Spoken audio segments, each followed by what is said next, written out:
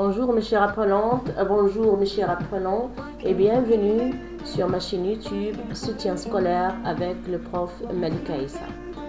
Aujourd'hui, on va apprendre comment reconnaître le verbe dans une phrase et comment peut-on retrouver son sujet. Mais alors, qu'est-ce qu'un verbe? Le verbe est un mot qui indique une action réalisée.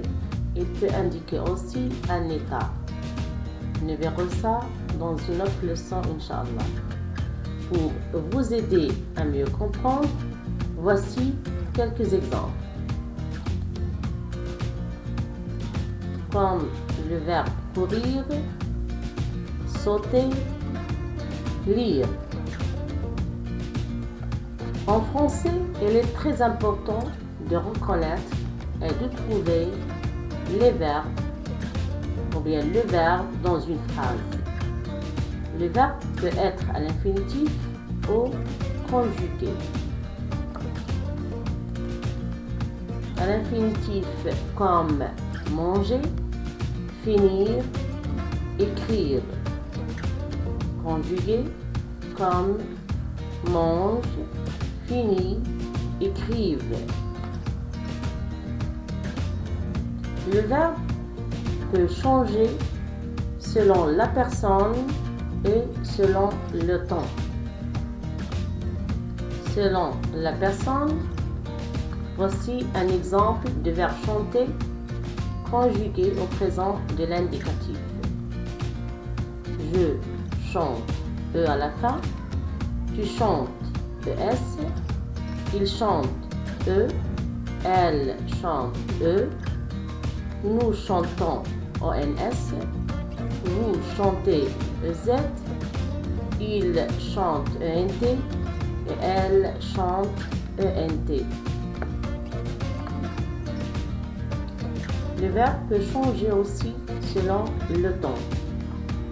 Le verbe marque le temps. Au passé, je dis j'ai chanté.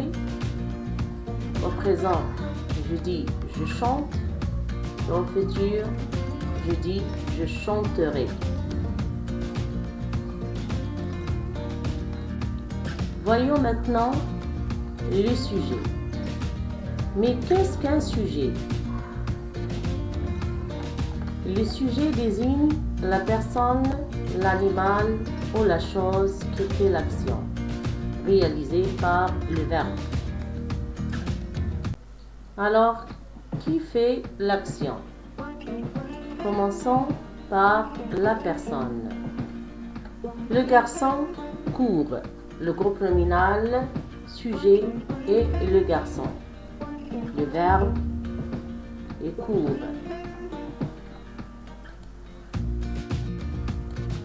Le sujet désigne l'animal. Exemple, le chat miaule. Le groupe nominal sujet est le chat. Le verbe c'est miaule.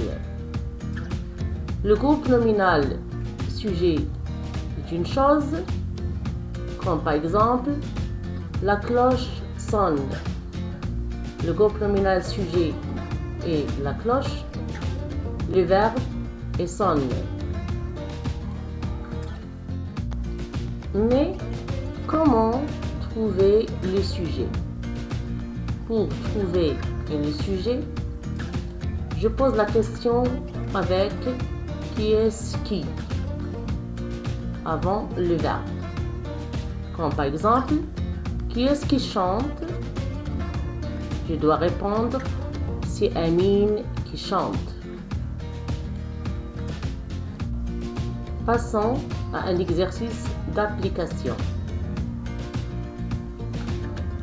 La question, trouve le verbe dans les phrases.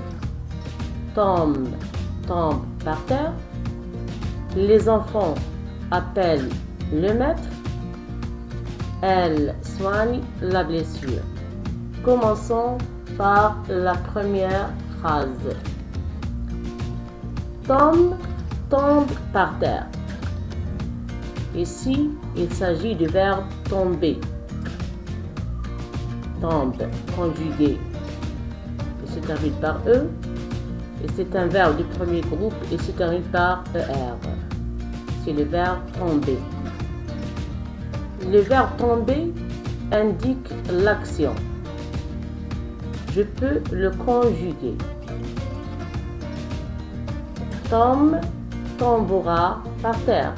J'ai conjugué le verbe au futur. Passons à la deuxième phrase. Les enfants appellent le maître.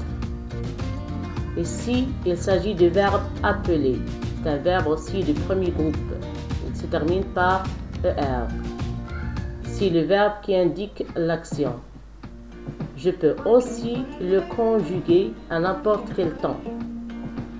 Au passé, au présent, au futur, etc. Je peux dire les enfants appelleront le maître. La dernière phrase. Elle soigne la blessure. Il s'agit du verbe soigner. Le verbe soigner indique l'action. Je peux le conjuguer. Je peux dire elle soignera la blessure. Alors comme vous voyez, c'est facile pour trouver le verbe. Maintenant, on va essayer de trouver le sujet. On va essayer de trouver le sujet dans les mêmes phrases. Commençons par la première phrase. Qui est-ce qui tombe par terre? C'est Tom qui tombe par terre. Donc, le sujet, c'est Tom. C'est Tom qui fait l'action. Je réponds par une phrase. C'est Tom qui tombe par terre. La deuxième phrase. Qui est-ce qui appelle le maître? Le sujet ici, les enfants. Je réponds par une phrase. Ce sont les enfants qui appellent le maître. Donc, ce sont les enfants qui font l'action. Terminons avec la dernière phrase. Qui est-ce qui soigne la blessure? Le sujet ici, c'est elle. Donc, c'est elle qui fait l'action. Je réponds par c'est elle qui soigne la blessure. C'est la fin de notre leçon. Mais comme d'habitude, je vous laisse ce petit exercice pour s'entraîner. Alors, merci pour votre attention. Au revoir et à la prochaine leçon, Inch'Allah.